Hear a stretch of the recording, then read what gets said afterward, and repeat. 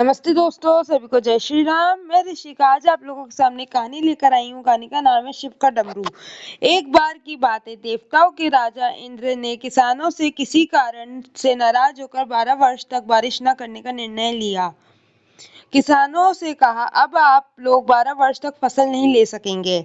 सारे किसानों ने चिंतातुर होकर एक साथ इंद्रदेव करवाने हेतु प्रार्थना की। इंद्र ने कहा, यदि भगवान शंकर अपना डमरू बजा देंगे तो वर्षा हो सकती है। इंद्र ने किसानों को ये उपाय तो बताया, लेकिन साथ में गुप्त वार्ता कर भगवान शिव से ये आग्रह कर दिया कि आप किसानों से सहमत न होना। जब किसान भगवान शंकर के पास पहुंचे तो भगवान ने उन्हें कहा, डमरू तो 12 वर्ष बाद ही बजेगा। किसानों ने निराश होकर 12 वर्ष तक खेती न करने का निर्णय लिया। उनमें से एक किसान था जिसने खेत में अपना काम करना नहीं छोड़ा। वो नियमित रूप से खेत जोतना, निंदाई, गुड़ाई, बीज बोने का काम कर रहा था। ये माजरा देखकर गांव के किसान उसका मजाक उड़ाने लगे।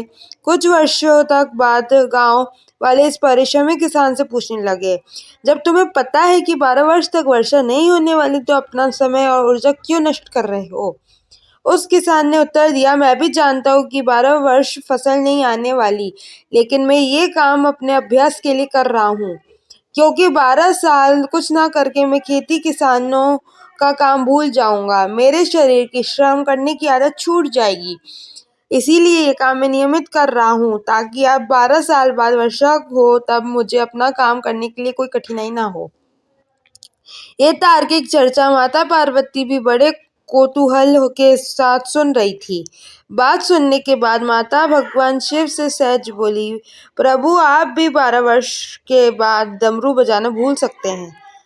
माता पार्वती की बात सुनकर भोले बाबा चिंतित हो गए। अपना डमरू बज रहा या नहीं, ये देखने के लिए उन्होंने डमरू उठाया और बजाने का प्रयत्न करने लगे। जैसे ही डमरू बजा, बारिश शुरू हो गई। जो किसान अपने खेत में नियमित रूप से काम कर रहा था, उसके खेत में भरपूर फसल आई। बाकी के किसान पश्चाताप के सिवाय कुछ न कर सके। डमरू कभी भी बज सकता है, इसलिए केवल नकारात्मक बातों पर अपना ध्यान लगाने के बजाय हम अपने कार्य या व्यवसाय से संबंधित कुशलताओं की धार पेनी करने का, अपनी अभिरुचि का अभ्यास करते रहना चाहिए। सदैव प्रसन्न रहिए, जो प्राप्त है वही पर्याप्त है। धन्यवाद। जय हो, विजय हो।